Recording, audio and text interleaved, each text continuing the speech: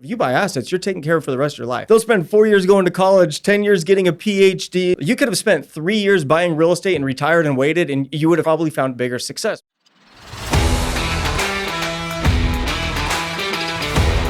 All right, guys, you are in for a treat. I would love to welcome Tarek to the show. Thanks so much for joining us. Thanks for having me. Oh my gosh. So you're here in Scottsdale. You have this event coming up. You've got a new show coming out. Obviously, anyone that's in real estate investing has seen flip or flop over the last, 10 years that it's been on. But it's really interesting to learn, and this was something that I learned, like how many of those properties are yours, how many, like your butt was on the line for the show. It was your money. You had to figure it out. But what people see today on the show wasn't always your situation. And you were very authentic and vulnerable about sharing that at one point, before the market crashed, like you had to go back and live with your parents. Can you tell us a little bit about your story getting into real estate before you were who you are now? Okay, so we're going way back. All right, we're going to go back, rewind to 2002. I was 19 years old. At the time, I was selling kitchen knives for a company called Cutco. Everybody knows Cutco. Yes, Cutco. Yeah. And I was actually pretty good at selling these knives. Like I made enough money to survive. I was doing good. Wow. And one day, I lost my lead book. And in that lead book was every contact, every lead, every single thing I had for that knife business. So when I lost that book, I remember having a moment of like, well, I don't have the energy to rebuild a knife selling business. And I just didn't. So then I had to pivot, right? I was like, well, what am I going to do next? And just out of the blue one day, I was at a Washington Mutual ATM in Cerritos, California. And I was looking at my ATM, it was getting close to zero. And I had one of those moments. I said, shoot, what am I going to do? And I looked up to the right and there was a crooked sign that said, Wise Old Owl Real Estate School. So then I had a moment, and I like to call it a defining moment, which is a moment in your life that changes the trajectory of your life. Yeah. And so I thought to myself, I was like, well, you know, if I can sell knives, why can't I sell houses? So I literally walked across the parking lot and I signed up to get my real estate license. That's how I got in. Just like that. Just like that. You're like, this is a sign, I'm doing it. That's it. And then my first 6 months in the business, right? Excited, new real estate agent, young, hungry, motivated, completely struck out. Like not $1, nothing, right? And I was about to quit real estate, actually. I was talking to my parents and I was going to, just continue with school, and I did not like school.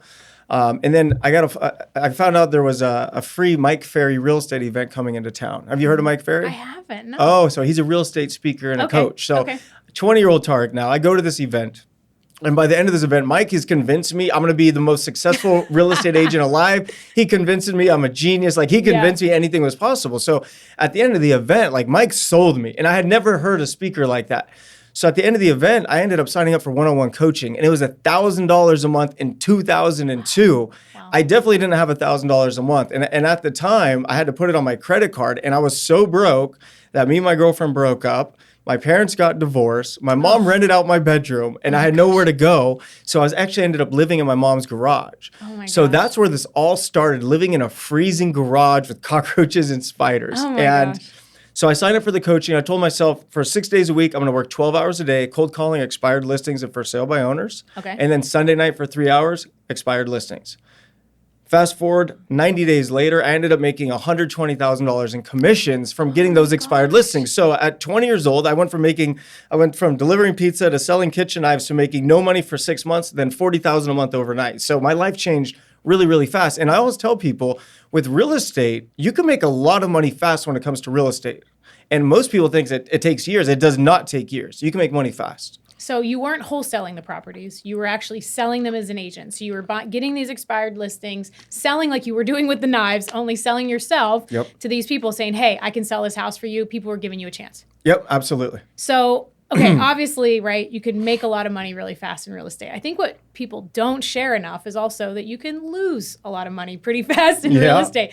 Can you take us maybe behind the shiny, production scenes that we see and talk a little bit about that? Because I'm all about hope and inspiration, but I also think that people need a reality so that they're not just investing everything that they have, especially into this market. As we know, it fluctuates so much. Take us back a little bit about like maybe some things that you've done in the real estate world since that time that haven't worked out. Yeah, sure. So, I mean, like number one, when it comes to real estate, know your numbers. If you don't know your numbers, you don't go into a deal. You have to know your numbers. Okay, so that's one. But, like 2022 was a very challenging year. So first quarter of 2022, I bought 91 houses in the first quarter of last year, and the rates were under 3%. And I was expected to sell all of those houses. And I think the expected profit was somewhere in the $10 million range. So it was a great run. I had a huge batch of houses. The rates went from the 2s to 6, then 7. Yeah. So throughout 2022, I'm selling a lot of houses, $300,000, $400,000, $500,000 less than I thought I was going to. So, I mean, I have houses right now where I'm losing $500,000 or $600,000, but then I have houses where I'm making $600,000 or $700,000. So what I didn't do is get scared and pause. So the moment I knew that things were going to get a little bit dicey, I started focusing on bringing in revenue. So what I did is I completely stopped buying, and the goal was to get rid of every property that I had bought. And I knew there was going to be losses. So because I knew there was going to be losses, I had to create new income. So what I did is I rebuilt my entire wholesaling model.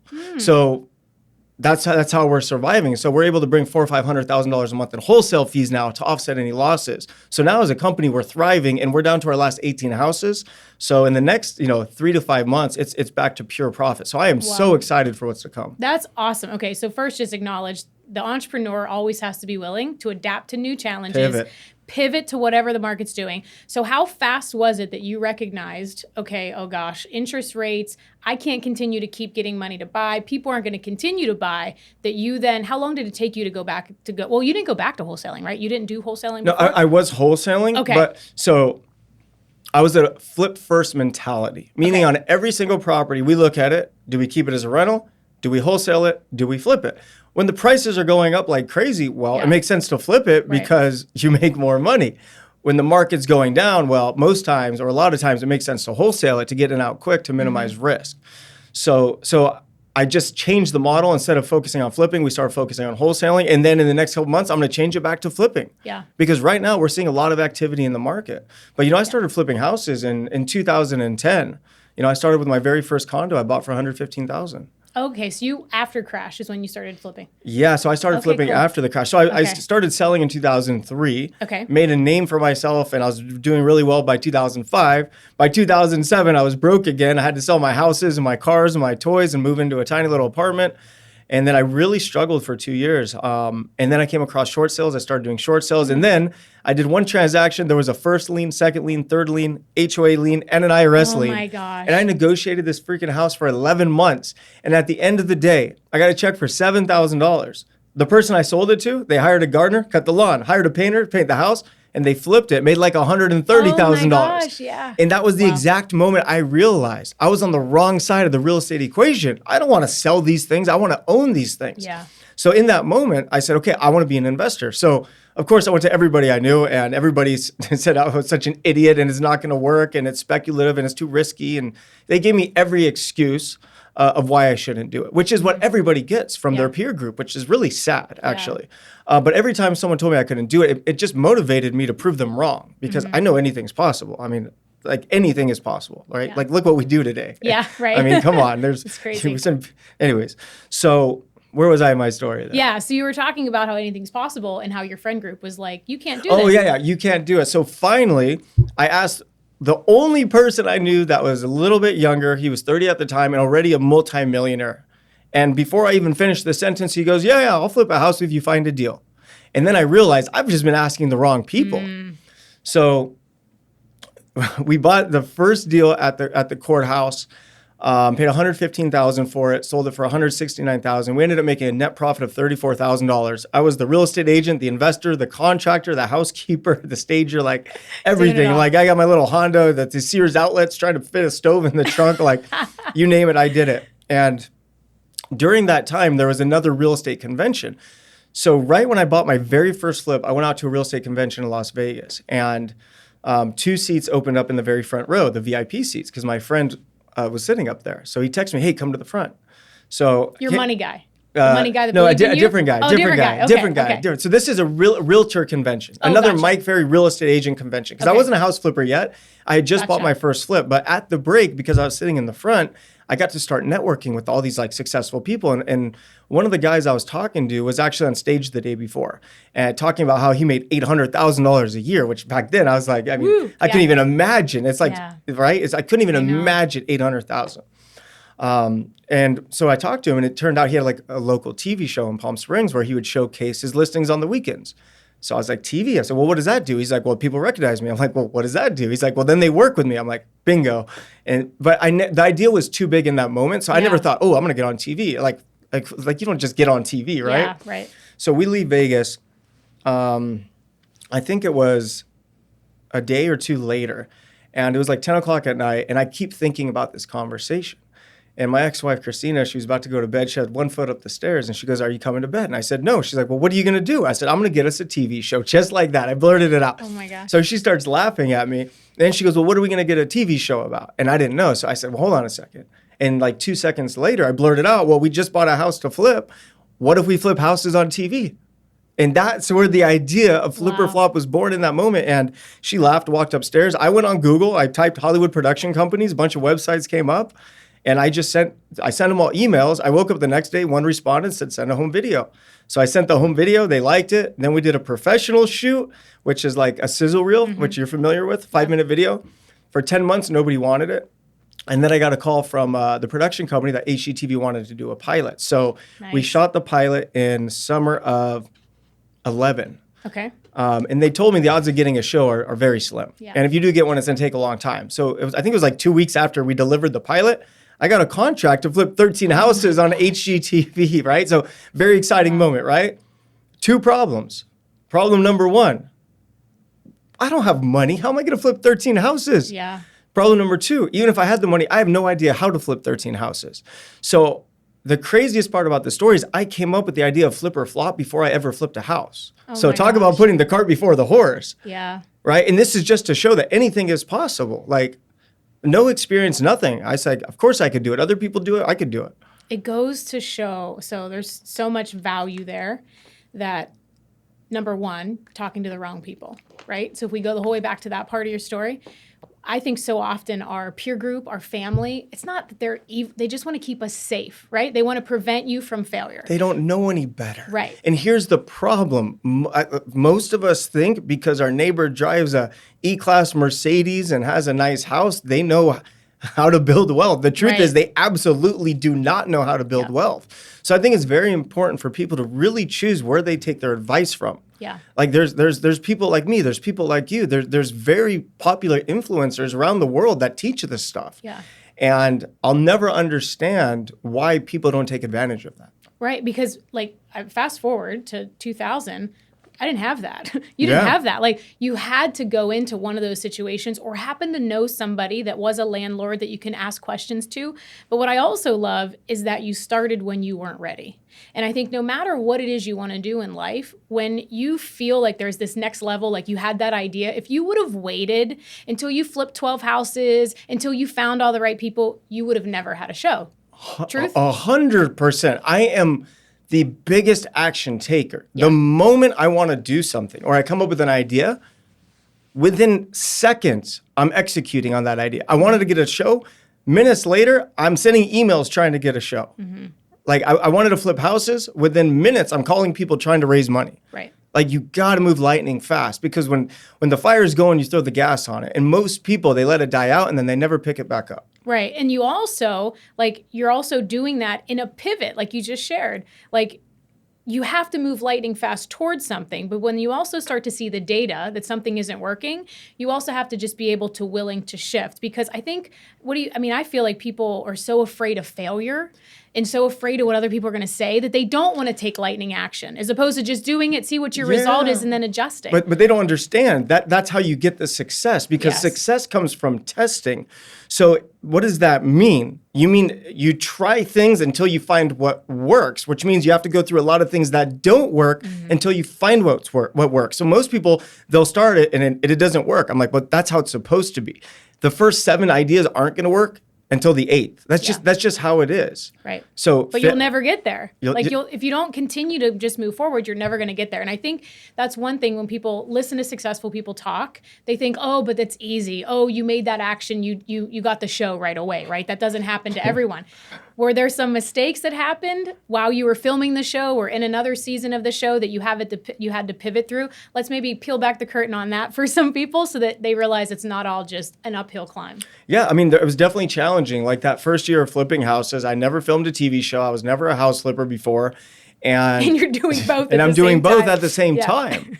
And then also I'm filming a show. So what does that mean I'm not doing? Well, that means I'm not out working. That means I'm not looking for deals. That means I'm not knocking on doors. That means I'm not cold calling, right? And then because I'm filming it, you know, if I had to tile a shower, I can't just go tile the shower. Exactly. I have to wait for the camera. So there was a lot of delays. There was a lot of expenses. And then almost like 3/4 of the way through season 1, we just completely stopped filming. Yeah, not many people know this. And I later found out that there was someone at the network thought that Flip or Flop would be a bad look for the network. They thought it was too risque. Oh my But gosh. like when I got on the network, they wouldn't let us film houses if the toilet seat wasn't down. Oh my gosh. Yeah, wow. very conservative, very conservative. Yeah. Wow. So so a little uncertainty, right? So now you have to get all this money. How did you fundraise? Some relationships? So that very first investor turned out to be my business partner. Oh. And what happened was I kept bringing such amazing deals that he couldn't say, like, you can't say no. Okay, here's a house for $3. We could put 50 into it. So we're in it for $350. We could sell it for $6. Are you interested? He's like, yeah, right. So I was able to continue to get money because I continued to bring amazing deals. And I got those deals through working my tail off. Yeah. And it's so good too for someone listening, because as we spoke, interest rates are so high right now. Don't necessarily foresee them coming down in the immediate future. If someone was looking to get into real estate, I always say, and I'd be interested, it's okay if you disagree with me, but I always say it's really tough to get into flipping as your first properties if you have no construction, if you have no knowledge of numbers, if you don't do the data. It might be better to do a hold for your first property. And looking back, one thing I always share is I wish I would have held a property for every flip that I did because of the passive income and the hundreds of, thousands of properties prior to this point that you could have acquired. I don't know your take on that. Yes. But maybe one thing you wish you would have done and one thing for a new investor that you would tell them to do. Oh, okay. So today, when it comes to houses, I own a little over 200 houses across the country. I'm not focused as buying as many houses anymore. Mm-hmm. Single family. Right. I have fallen in love with commercial real estate. Mm-hmm. It is like, I can't tell you how much I love it. And I launched my company, TEM Capital, a couple years ago. We're buying self-storage, multifamily, and getting into retail. We're also developing self-storage and multifamily. So instead of remodeling a 1,000 square foot house, now I'm out building a 200,000 square foot facility. So it's just very exciting. But I always tell people that the one regret I have is I wish I had never flipped a house. Mm-hmm. If I would have just flipped houses from 2010 to 2013 and stopped and just waited, I probably would have made more money. Yeah. But if I didn't flip houses, I wouldn't have had the show and I wouldn't be talking to you today. So it all worked out. But with real estate, you can't time the market. We all know that. And that's why it's time in the market. So it's about getting started and moving as fast as you can, thinking smart, working hard, and acquiring properties. I always say flipping is to make money. Holding, whether it's commercial, residential, multifamily, that is to create wealth. I always tell people the reason I invest in real estate is so I can invest in real estate. What does that mean? It means I flip houses so I can go buy rental properties. Right. Because if you wouldn't have done that first flipping part, you wouldn't have had the reps under your belt in order to do what you're doing now. That's what people, maybe I'll just go develop. It's really hard to jump into developing if you have no other prior experience. Would you agree? 100%. Yeah. 100%. And I'm a big believer on leaning on other people and getting help from other people and learning from other people. So you asked me a question like, if I was brand new, what advice would I give someone? I would tell someone to start off right away with wholesaling or buy and hold. Mm-hmm. Or if you're comfortable, flip. And it depends, right? We have new students in the homeschooled community, right? My homeschooled community is where I teach people how to flip houses. Mm-hmm. And we'll hold their hand through the process. So if they go find a flip, they jump on a call with their coach and then the coach tells them what to do, right? So then they can actually accomplish that flip. Yeah. So it's really hard to do with no one holding your hand. Oh, yeah. And then for me, the way I teach students is okay, well, if you know nothing about construction, how do you analyze a property? Really simple. You see a 3-bedroom, 2-bathroom, 1,200 square foot fixer upper. I want you to find a comparable property in the neighborhood that's fixed up. Take the pictures, go make friends with the contractor. Send all the pictures to the contractor. How much to make house A look like house B? Mm-hmm. That's it. And it has to just a rough ballpark, enough information to write that offer. And it's so important if everyone pauses and rewinds that little thing right there can save you so many headaches, because what you did was you didn't just get excited about the property and buy the property and then figure it out. You did a little bit of work ahead of time. What's the square footage comps of the, after repair value in that market that you're looking for a house, and then finding that. But I think that like having people that you can trust is everything. When I switched from Pennsylvania to Arizona and started flipping here, I didn't have all the same people that I had back there, that whole network for 20 years. So the very first ones, I felt like I was starting all over again. Thankfully, I had a little bit of knowledge to kind of know what things should have costed there, but it was so different here because we have an influx of workers in certain areas. There are different people that have to be, licensed here. Yeah, it's a different world today, really and that's the thing that's wild, because today, like, everything is at our fingertips. Like, I'm on weekly for hours with my students doing Zooms every single week, like live with me, where 20 years ago, you didn't have that. And what I tell my students is, like, real estate agents, they want to help you. Yeah. Go build relationships, go to open houses, make friends. Contractors, they want your business. They want to help you. Go network, go make friends. Title reps, escrow officers, right? Yep. This is a business where it's a team sport. And these are all the players on your team. So you don't have to know title. You don't have to know escrow. You don't have to know construction. You just need to know the people that do. And it is amazing how inclusive it is. I mean, even just with us being in similar industries, it's so nice to have other people that are doing it too, because I think entrepreneurship and anything, it can be so lonely if you're not doing it with other people. Yeah. So tell us a little bit about why you created the community that you have with the homeschooling and some of the events and stuff that you're doing. Because I think this is really important, like you did 20 some years ago when you went to that, Mike Ferry? Mike Ferry. When you went to his, you're kind of doing the more modern version of that now. Tell us a little bit about that. Yeah. So, honestly, like, finding that coach at 20 years old completely changed my life. When I say change my life, I went from a garage to $1 million house, right? Yeah. And it's not just the money. It opened my eyes to what's possible in the world, because I didn't know what was possible. I never heard someone speak like that to me, right? So the day that I went to that event, I told myself, one day you're going to do this and you're going to coach and help other people. And it's always been a dream of mine to do it. So I've been now coaching for the last couple of years now, and it's a passion thing for me. I absolutely love watching people change their life through real estate. I mean, you did it, right? Isn't it the most incredible feeling when you finally figure it out? Well, it's also amazing what you said, because we don't know what we don't know. And what I always think is so important for people to realize is, like, if you don't quit on your worst day, like, you don't understand the life that you can create if you just keep going. And I think, like, I grew up in a trailer. Like, my dad's a mechanic. Like, I didn't have any, advantage, if you will, for education or money, but I was still able to figure it out. And I think there's so many people out there that just need to hear that information, but then you need to take it a step further, because inspiration is only going to get you so far, right? We need the execution and the implementation. Like, we can't just be all motivated and motivation, nothing. No, you need discipline. Yes. Oh my gosh. Meaning you got to go do what you don't want to do when you don't want to do it. Oh my gosh. I hear all these people, like, when I exited my last company and heard all these people talk manifestation and sitting on your couch and let it coming. And I'm like, that didn't really work for me. Like, I had to get up and do the shit that people didn't want to do every single day. And I know that's been for you too, but look what you've been able to create. Yeah. So, but it has to be active manifestation. So like, everything in my life I've manifested. Yes. So which means I think about it all the time, but I'm not just thinking about it. I'm trying to do what I'm thinking about. And that's how I manifest it. If I just thought about getting flips, but never knocked on anyone's house, I wouldn't be a house flipper, right? That's right. So it's active manifestation. And like, to be honest, like the way like we grew up in this country, it's like we're led to believe what we're able to accomplish. How can I explain this? And I was thinking about this the other day. I've never actually talked about it before. And I was thinking about our education system, right? It's actually, it's a double-edged sword. Here's why. Like, in high school, I look at myself. Like, if I really tried, like, I'd get a B, right? Sure. So my grades in high school told me, well, I wasn't good enough to be successful.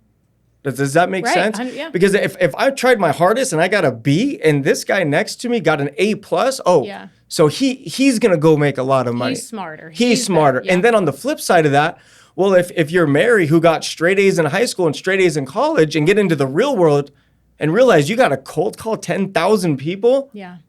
it's going to be a shock to them. They're not going to understand, well, why would I have to? So the way like our system is set up, it leads you to believe what you're capable of. So if you strip away the grades, strip away everything we're taught growing up, and actually just rewind time, anything is possible in this country. Like anything is possible. I 100% agree. What do you think, if we could create our own school right now, what do you think are a few of the tactics? Like you have kids, right? So I'm sure you're instilling some of these principles into them. What are some of the things that you think, if people would only be good at these few things, you could pretty much be successful at anything?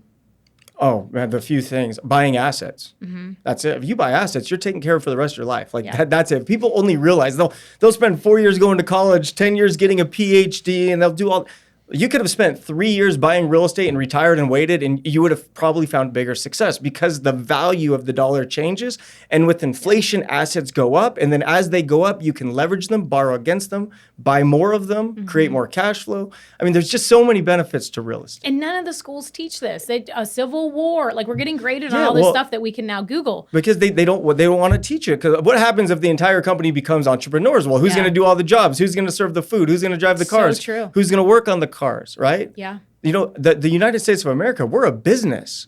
We are a business, right? And this country needs employees. Yeah. So true. It's like that's why some parts of society, it's like certificate based. It's like everyone wants to go to get the degree. I actually did the research, 40 years of data I put in my book about if you would take the $85,000, which is what it typically costs for a 4-year degree, and you did not do anything except for maintain a minimum wage job for those 4 years, and you just invested that $85,000, you would have over $3.5 million by doing nothing. Nothing, just not going to college. And this is the stuff that they need to be teaching. And this is another thing I bring up all the time to my students. Okay? Is house flipping that hard? Honestly, no. If you were to ask me, is it harder to flip houses or harder to learn geometry and calculus? I would say it's harder to learn geometry and calculus. But here's the difference. When you're in high school, if you don't pass those classes and you don't learn geometry and calculus, you're not going to graduate high school. Yeah. In the real world, there's no consequences other than you stay broke. Yep. Leverage. If high school forced people to learn to flip houses with an ABCDF grading system, I would say 70, 80% of people would find success. And like, think about geometry. I don't know, but I think it's been a long time. I think that was like a class every single day for like an entire year. Imagine if you took that same focus and effort and put it in on real estate every single day, or investing every single day, your business every single day, what your ROI on that time would be, as opposed to shapes that I can't even remember half of them. Yeah, what is a rhombus? Anyways, 100%. 100%. The difference is in high school, they make you do it. When you grow up, nobody's making you do it. So if you're not disciplined, what are you going to do?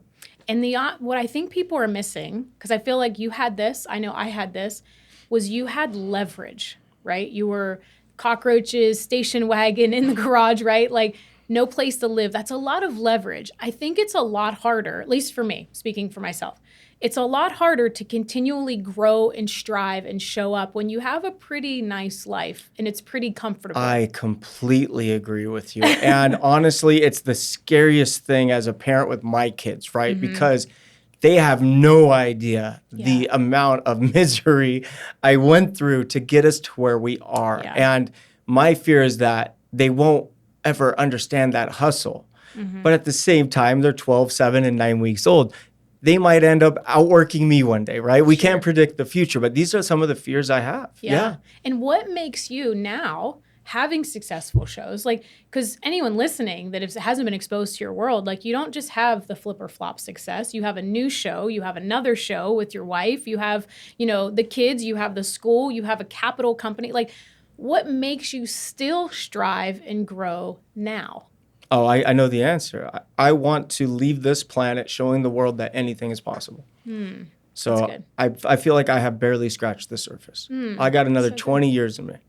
That's so good. Yeah. So you still feel like you have the same drive as you did? My drive today is stronger than it's ever been. I am so driven right now. I'm so passionate about teaching people about real estate. I'm so passionate about raising money and partnering with investors. I'm even passionate about sharing my love of real estate through the television screen. Like, I enjoy filming my shows. This is my 3rd show in 10 years. Yeah. So it's been a lot of fun. Okay, so how do you get a show? Everyone watching, how do you get a show? You said it's so hard, it was so difficult, but you got it. Do you think it was timing? Oh. Do you think it was your pitch? The show was the easiest thing I ever got in my life. The easiest thing? The easiest. Selling houses, way harder. Flipping houses, way harder. The TV show, easy. I came up with the idea. I sent an email. They said send a video. They liked the video. They came out. We filmed. 10 months later, we got a pilot. Like, that was it. It was the easiest thing I ever got in my life. And then was it harder actually doing the show, getting the flips, funding the deals? It was doing the construction. Very, right? very, very challenging. Yes. Worst flip ever, whether it was on camera or not. Oh my gosh, worst flip ever. And then we'll do best if you can think of that. I think it's the last season of Flip or Flop. I bought this house in San Clemente, this just gorgeous ocean view, full panoramic ocean view, like top of the world, looking at the waves, like crazy. And I hired a company to fix the foundation. I don't know. I can't remember. It was like $90,000 or $100,000. So they fixed the foundation. Took forever, of course. So I show up to go walk the house for filming, and I started looking at things, and the house is bent, like it's bowing. So oh wow! I called. This was legit. This wasn't staged. No. This is legit. Okay. So I called the foundation company. I said, "What's going on here?" They said, "Oh, the foundation's stable." I said, "Well, it's stable, but it's crooked, and the house is bending." Oh, well, we never said we're gonna make it flat. Oh my God! I said, what do you mean? What do you think stable is? So I learned a very valuable lesson there. Yeah, read the fine print. So like this house was literally bowing, and I can't remember how we did it because I'm not a big construction guy, but my teams, I called the teams. I said, you guys figure this out. Wow. So did you lose on that overall? No, we ended up making I think $500,000 or $600,000. Oh, okay, good. Yeah, good, it was a good real estate market. That's good. Yeah, that's good. But just worst disaster. I had one that the floor joists were busted. And I didn't know. Same thing. This was like first or second flip, $23,000, $30 foreclosure. I wish we had those days again. And if you took a marble and you stuck it on one side of the kitchen and let it go, it would go down because and I was like, what do you mean it's $16,000? Like the house didn't even cost as much as it was to do the repair. Lesson learned. And those expensive mistakes is what makes you make better decisions. Yeah, no, 100%. Like, you learn through actual doing, right? That's right. And that's how I learned everything. And a lot, like, I'll give you another example. Like, there's so many people, they watch my shows, they'll go to my events, they'll join my webinars, but then they never get started. And fear is a big thing. So over the last 2 months, I started doing live deal finding sessions. So I actually, in front of hundreds of people, I cold call real estate agents and homeowners now just to show them that they can do it too. So I generate leads, I cold call, and I literally show them exactly what to do. So you call the person on the phone with everyone watching. Is that what you're doing? Because you're doing a webinar after this. Is that what you're doing? That's a different webinar. Oh, different webinar. Yeah, but last night, I think it was last night, I did a deal finding session, and I show people. I literally go on Realtor.com or Google and show them how to find deals, and all you need is internet and a phone. That's all you need. So the people that aren't doing this, right? We know what's possible. We know our lives have been forever changed by this world.